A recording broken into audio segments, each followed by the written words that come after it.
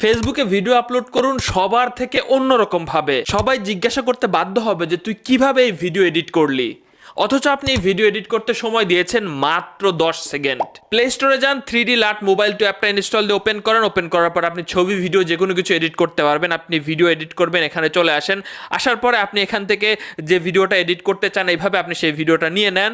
নিয়ে নেওয়ার পরে আপনি এখানে একটি অপশন পাবেন, এই অপশনে ক্লিক করেন। ক্লিক করার পরে এখানে আপনি পাবেন যে টপ 25, এখানে চাপ দেন। চাপ দেওয়ার পরে আপনি মুহূর্তের মধ্যে দেখতে পাবেন যে বিভিন্ন রকম আপনি টাচ করবেন, এক একটা টাচ করলে এক একটা মডেল হয়ে যাবে।